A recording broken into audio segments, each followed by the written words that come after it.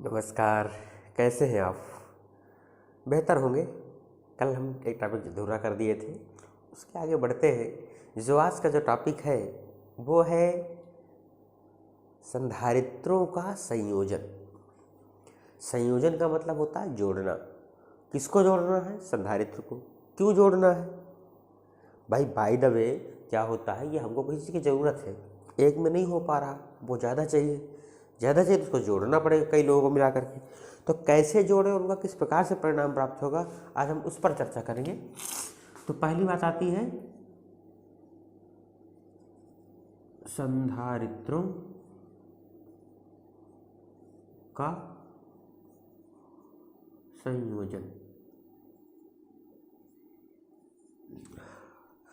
अब इसमें दो बातें आती हैं। एक तो जो संधारित्र है वो श्रेणी क्रम में जुड़े। किस क्रम में? श्रेणी क्रम। श्रेणी क्रम क्या है भी समझ में आता है।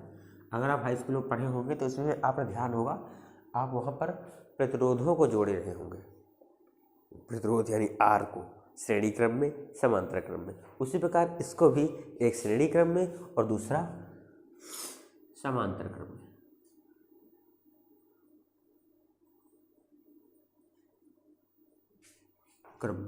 अब हम दोनों के एक साथ बात नहीं कर पाएंगे, एक एक करके पकड़ते हैं। हम पहले जोड़ते हैं किसको? संधारित्रों को श्रेणी क्रम में। तो मान लीजिए हमारे पास 3 संधारित्र हैं, वो 3 से ज़्यादा भी कर सकते हो, कोई इसमें आपत्ति नहीं। पहला संधारित्र हमारा ये, आपको याद होगा संधारित्र का जो चिन्ह होता है वो इस प्रकार से होता है, मैंने पहले भी इसको बताया था। इसके बाद इसके बगल में ऐसे, हम अपनी आम भाषा में इसको हम सीरीज बोलते हैं। ऐसे तो जोड़ा जाता है। ये 3 हो गए। इसकी जो धारिता है वो मान लीजिए C1 है, इसकी जो धारिता है वो मान लीजिए C2 है, इसकी जो धारिता है मान लीजिए C3 है। आगे और भी हम जोड़ सकते हैं, कॉमन तौर पर 3 रूप लेके चलते हैं। इस पर चूंकि यहाँ पे हमने इसको आवेशित किया, प्लस का Q आवेश दिया। अब प्लस का Q आवेश में होता क्या, ये प्लेट गई, ये आवेशित हुई, यहाँ से इसमें पहुँचा, फिर ये इसमें पहुँचा। समझ रहे हैं ना कैसे? देखो एक समझाता हूँ डिटेल से। ये वाला गया, यहाँ पे प्लस प्लस, ये पूरा प्लस प्लस प्लस, इसके कारण प्रेरक तो यहाँ पहुँचे इलेक्ट्रॉन, यहाँ minus minus minus minus minus, फिर इसके पीछे यहाँ प्लस प्लस प्लस, तो यही प्लस वाला तार यहाँ जुड़ी हुई है, यही प्लस प्लस यहाँ पहुँच जाएगा आगे, ये प्लस प्लस फिर वही चीज़ आगे, और यहाँ लास्ट में जो प्लस वाला होगा उसको हमने उठा के ग्राउंडेड कर दिया। अब इतनी संधारित्र है, ये हमने 3 संधारित्रों को श्रेणी क्रम में जोड़ा।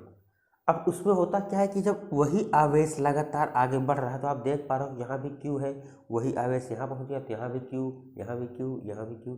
अर्थात क्या हुआ कि जो श्रेणी क्रम है उस पर आवेश क्या होगा? बराबर रहेगा सभी संधारित्रों में, ये आप देख पा रहे हो। अब बचा क्या? विभव, क्योंकि संधारित्र के लिए 3 चीज़ चाहिए, आवेश, विभव। तो विभव, अब इस पर विभव कुछ अलग होगा क्योंकि पहले मिल गया है, इसकी दूरी और आगे ज़्यादा बढ़ी, यहाँ तक जाने में कोई विभव और डाउन हुआ होगा, ये फिर मिल गया, इसके आगे और हुआ, ये फिर मिल गया। तो इस प्रकार से हुआ क्या, पहले संधारित्र के लिए क्या बन गया? Q1 equal to CV1, Q2 equal to CV2, Q3 equal to CV3। यही तो तैयार हो रहा है, आप देख पा रहे हो आसानी से। अब हमको निकालना क्या है? हमको निकालना है इस पर संधारित्र का संयोजन के बाद क्या होगा। तो इसको हम ऐसे भी लिख सकते हैं, क्योंकि हमको C तो कॉमन चीज़ है, V1 बराबर Q1/C, इसको यहाँ से V2 बराबर Q2/C, इसको यहाँ से V3 बराबर Q3/C। अब अगर मान लीजिए परिणामी संधारित्र क्या है, परिणामी मतलब तीनों का जोड़ने के बाद फिर क्या मिलेगा? परिणामी धारिता, तो वो क्या बनेगी? तो अब उसके पहले मान लीजिए C है, तो कैसे निकालना कुल विभव? इसके पहले शुरुआत में विभव कितना रहा होगा? V, जो कुल विभव होगा उस तीनों के विभव के योग के बराबर होगा। ये आप पहले भी पढ़ चुके हो, क्योंकि विभव एक अदिश राशि है। अब ये सब का योग कर डालिए आप, तो किसके लिए क्या बनेगा, कुल आवेश वही क्यू बाई सी, इसके Q1 ये Q1 का लिख दिया, सॉरी Q तो बराबर है C1 लिखना है, ये तो सब Q सब में बराबर होगा ना ये ऐसे Q तो सब में बराबर है ही, आपने देखा ना अभी, C2 C3, बस वही लिख दीजिए Q by C1 plus Q by C2 plus Q by C3, Q point common है, Q by C equal to Q बाहर 1 by C1 1 by C2 1 by C3, Q cancel out, तो परिणामी क्या हो गया 1 upon C equal to 1 upon C1 plus 1 upon C2 plus 1 upon C3। और भी आप कर सकते हैं इस प्रकार से। इसका मतलब क्या हुआ, इसका मतलब हुआ कि जो संधारित्रों को श्रेणी क्रम में जोड़ा गया है उसका जो परिणामी होगा वो कम हो जाता है। कैसे, इस प्रकार से, क्योंकि वो सबके अपोजिट होता हुआ आगे बढ़ रहा है तो ये कम हो जाएगा, तो ये परिणामी संयोजन इस प्रकार से होगा। ये आपको काम पड़ेगा जब आप न्यूमेरिकल लगाओगे, उसमें कई सारे चित्र बने होंगे, उसमें कुछ श्रेणी क्रम में जुड़े होंगे संधारित्र, कुछ समांतर क्रम में जुड़े होंगे, और फिर आपसे कहेगा कि आप इस संयोजन का संपूर्ण यानी कुल संधारित्र निकालिए, तो आपको जरूरत पड़ेगी कैसे श्रेणी क्रम वाला कैसे हल करेंगे और समांतर क्रम वाला कैसे हल करेंगे। उम्मीद है आपको समझ में आ गया होगा। सेम मिलता जुलता वही प्रतिरोध जैसे, बस थोड़ा सा उल्टा है, इसका सिस्टम अलग है। श्रेणी में प्रतिरोध वाले में R बराबर R1 प्लस R2 हुआ करता है, तो 1 अपान करके निकल रहा है, उल्टा निकल रहा है। अब आगे बढ़ते हैं हम समांतर क्रम की तरफ। ये आपको स्पष्ट हो चुका होगा, ऐसा मैं आशा करता हूँ।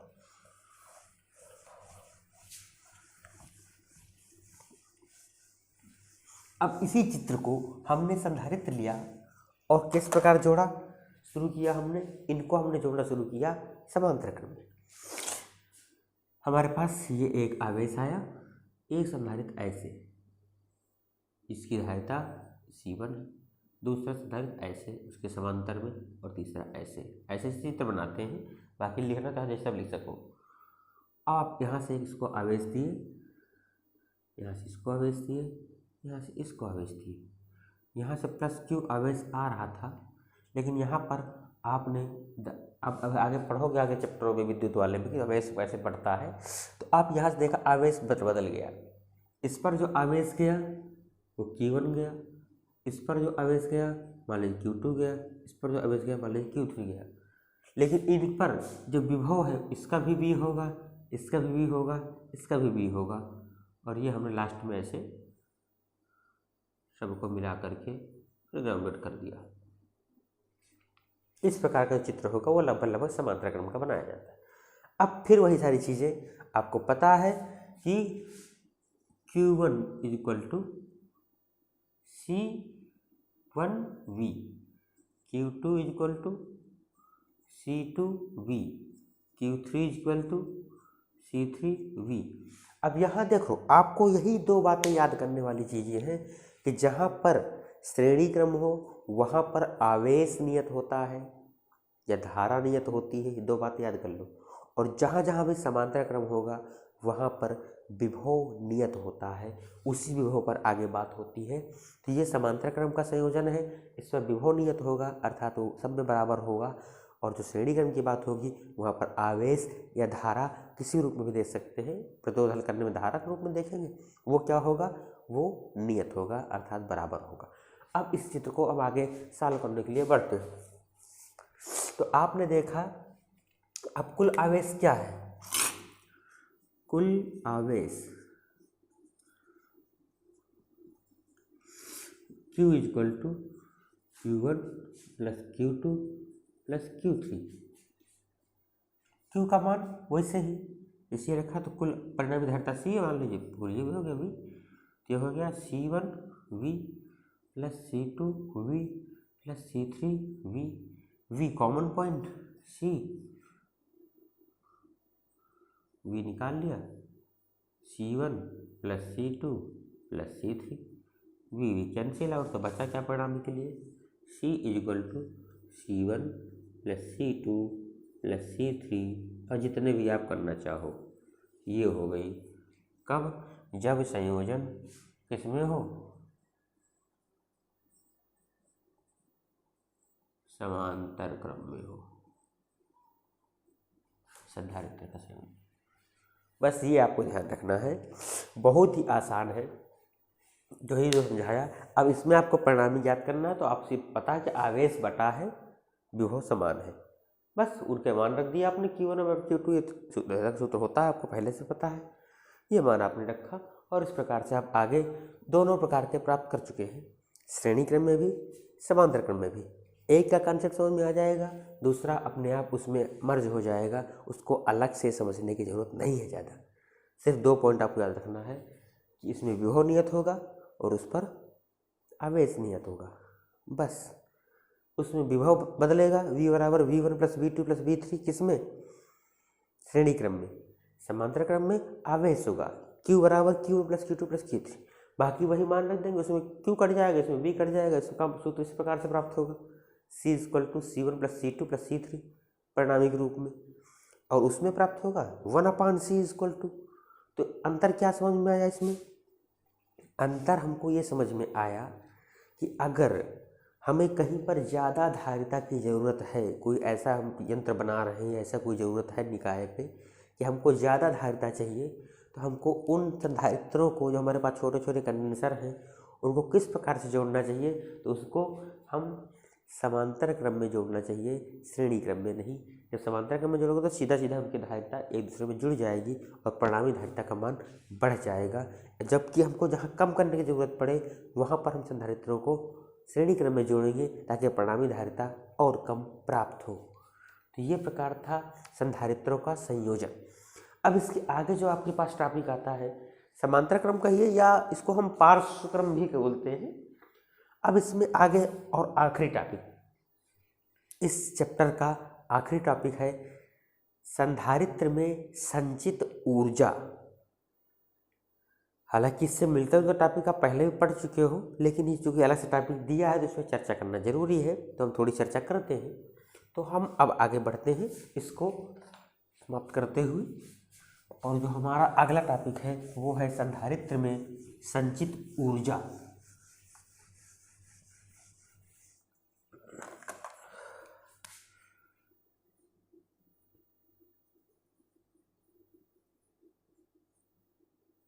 संधारित्र में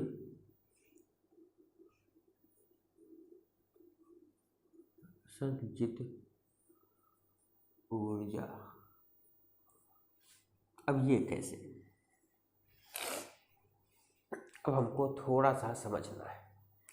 मान लीजिए हमारे पास ये एक संधारित्र है,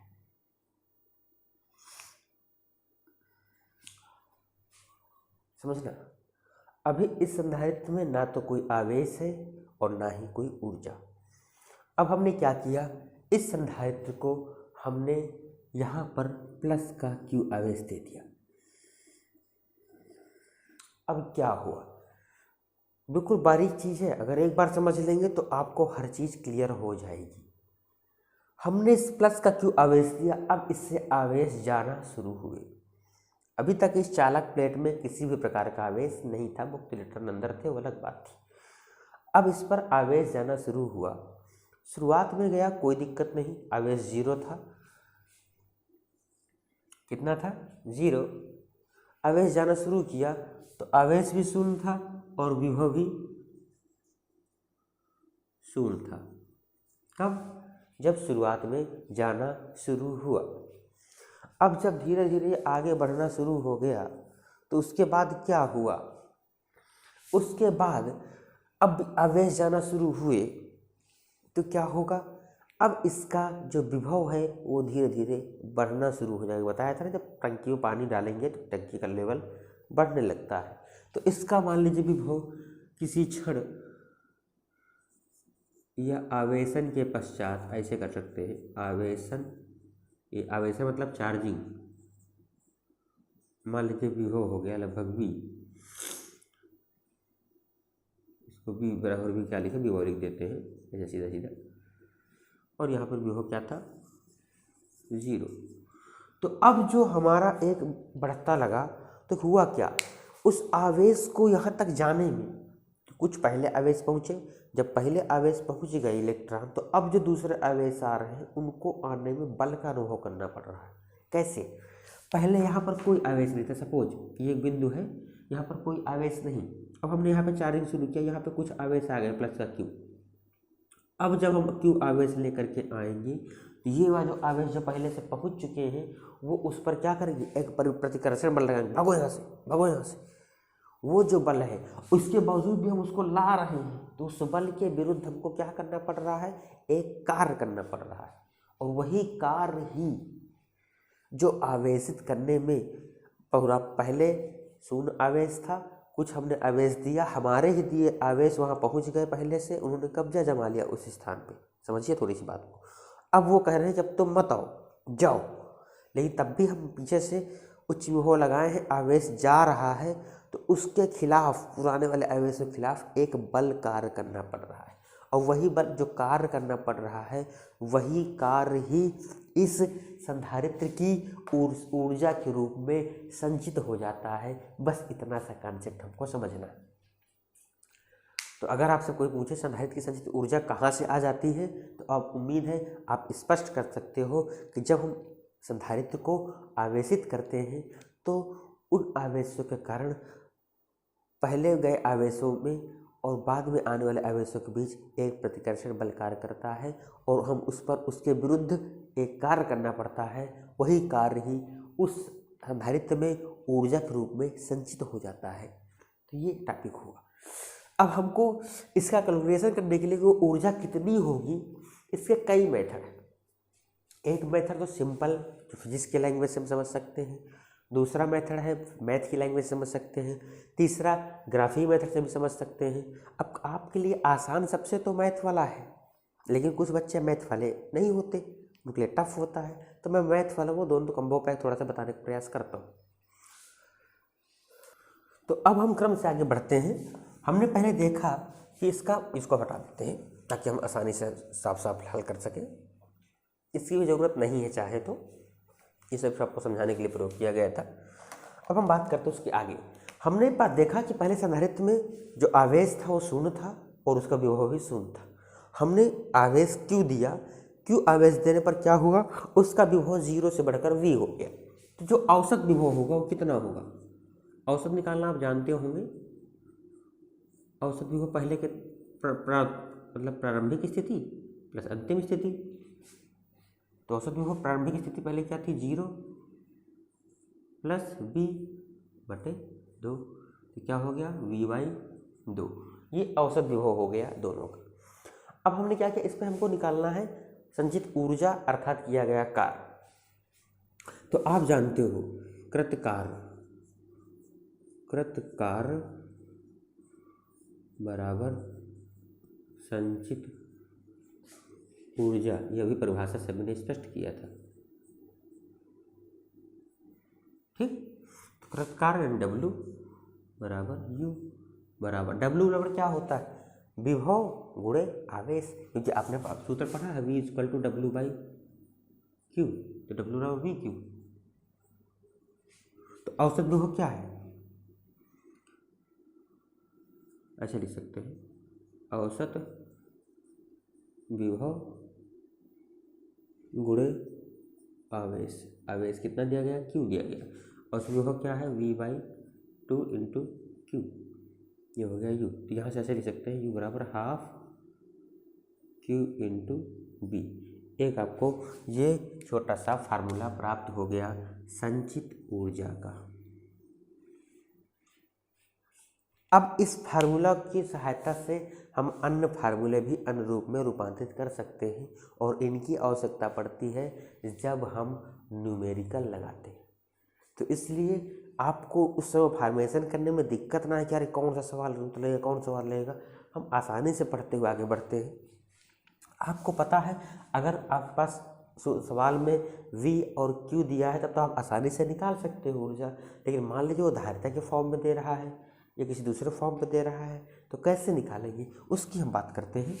मान लीजिए हमारे पास हम जानते हैं कि Q equal to C into V, बस ये मान रख दीजिए चूँकि, तो क्या हो जाएगा हाफ Q का मान C इंटू वी पहले वाला, ये क्या हो जाएगा सी वी स्क्वायर, तो U equal to half C V square. एक फार्मूला ये भी प्राप्त हो गया, बहुत ही आसानी से आप देख सकते हो। इसके अलावा भी दूसरा फार्मूला प्राप्त कर सकते हैं, वो कैसे, आपको पता है कि Q बराबर सी वी, तो V बराबर क्या हो जाएगा Q बाई सी। अब V का मान इसमें रख दीजिए, जब इसकी भी रख देंगे तो क्या बन जाएगा, इसको इक्वेशन में मान लो इसी भी रख दो, कहीं भी रख दो, तो U बराबर हाफ C इंटू वी का मान Q बाई सी नहीं V, हाफ Q V, तो क्या बनेगा U बराबर हाफ Q स्क्वायर बाई सी। एक फार्मूला ये भी प्राप्त हो गया। फार्मूला एक ही है, मेन फार्मूला एक ही है, सिर्फ अंतर आ रहा है उसके अनुप्रयोग पर, उसको हम किस प्रकार से अपनी ज़रूरत के हिसाब से मोड़ सकते हैं। तो ये मेथड था, ये फिजिक्स का मेथड था, फिजिक्स की लैंग्वेज से इसको बायोलॉजी वाले भी आसानी से समझ सकते हैं। अगर मैथ वाले पढ़ना चाहते हैं तो थोड़ा सा उसमें समाकलन करना पड़ेगा, जो पहले किया गया था पिछले टॉपिक में। शायद में एक लाइन में वही बताता हूँ, बाकी रूपांतरण वही होगा। एक फार्मूला अगर मिल जाता है तो दूसरे फार्मूला का मान रख के हम इसी सूत्र से आसानी से ज्ञात कर सकते हैं। ये नोट कर लीजिए, स्क्रीनशॉट ले लीजिए, उसके आगे हम बढ़ते हैं। ये वीडियो रोक के आप किसी भी तरह से नोट कर सकते हैं। हम आगे बढ़ते हैं मैथ वाले फार्मूले पे, वो उसमें हम कैसे ऊर्जा निकालेंगे संधारित्र की। आप स्क्रीनशॉट ले लीजिए, मैं किनारे हो चुका हूँ, हो गया। अब जो इसके अगला जो टॉपिक है, अगला टॉपिक क्या मतलब इसी टॉपिक का मैथ वाला वर्जन, उसको जानने का प्रयास करते हैं। आपने देखा कि हमारे पास जो आवेश है पहले शून्य था, बाद में हमने उसको किया तो V हो गया, विभव भी और आवेश भी। उस पर जो कुछ कार्य करना पड़ा, वो संक्षिप्त कार्य मान लीजिए किया गया कार्य, वो कैसे लिखेंगे, वो लिखेंगे डी क्यू, और छोटा सा कार्य किया गया D Q is equal to V into D Q, क्योंकि डी क्यू मतलब डेल्टा क्यू, समझ सकते हो ना, डेल्टा वही डेरिवेशन, वो अवकलन समाकलन मैथ वाले ध्यान देंगे। अब V का मान यहाँ से Q बराबर सी वी, तो V बराबर Q बाई सी, यहाँ मान रख सकते हैं D W equal to Q by C. क्यों किया गया, वही रहते, क्योंकि आपको पता है समाकलन करने में तभी हो पाएगा जब एक ही टाइप की राशियाँ यहाँ पे होंगी। अब ये बाहर पॉइंट आ गया है। अब आवेश हमको कहाँ से कहाँ तक पहुँचाया, शून्य से Q तक पहुँचाया, तो अब संपूर्ण कार्य जो हमको निकालना है, कुल कार्य 0 से Q आवेश तक ले जाने में कृत कार्य, अब वही कार्य ही ऊर्जा है, आप जानते हो W बराबर U बराबर क्या होगा 1/c कॉमन, कहाँ से कहाँ तक 0 से Q तक Q डी क्यू। अब ये समीकरण बहुत आसान सिंपल समीकरण है, ये वैसे होते हैं तो क्यू का ये क्यू है लिमिट से, तो ये हो जाएगा क्यू बाई 2, ठीक है, Q स्क्वायर बाई 2 होता है ना, तो आसानी से आ जाएगा, समीकरण आपको पहले से पता है। तो हमने कॉमन बाहर कर लिया 1/c, और इसका आपको पता है Q 1+1 ऐसे होता नहीं बाई 2, 1+1/2, ये समाकलन हो गया, अर्थात 1/2, 1+1 मतलब Q घाते 2/c। वही फार्मूला जो अभी प्राप्त हुआ था आपके पास, फिर से प्राप्त हो चुका है। अब यहाँ आप Q का मान रख करके दूसरे फॉर्म में से इसे चेंज कर सकते हैं और आसानी से समझ सकते हैं कि किस प्रकार से, यहीं से वही Q बराबर सी वी रख देंगे ऐसे करके, Q बराबर सी वी, तो U बराबर half C V square by C से कट गया, तो U बराबर हाफ सी वी स्क्वायर। इस प्रकार आप बदल सकते हो, उसमें समय बर्बाद नहीं करूँगा। और इस प्रकार से ये आपका संधारित्र वाला जो चैप्टर है संधारित्र और धारिता का वो समाप्त होता है। इसके आगे हम अगले अध्याय में पढ़ेंगे, जो आपका अगला अध्याय प्राप्त होगा विद्युत आवेश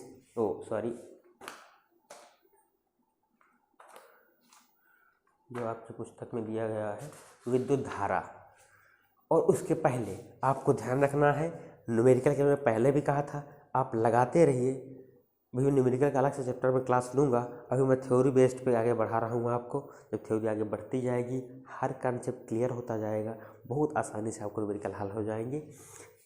मैं पॉइंट बताता जा रहा हूँ, आप हल करने प्रयास करते रहें। ऐसा नहीं कि आप न्यूमेरिकल लगाए ही नहीं, अपने स्तर से प्रयास करते रहें। फिर जब मैं उसमें बताऊँगा तब आपको आसानी होगी अपने सवाल रखने पर कि सर को इस टाइप की प्रॉब्लम होती है, वो मैं देख करके आपको अगले बताता रहूँगा। तो इस प्रकार से आपके ये 2 बड़े बड़े चैप्टर समाप्त हो चुके हैं। अब हम बढ़ते हैं इलेक्ट्रिसिटी की ओर आगामी क्लासों में। तब तक के लिए नमस्कार।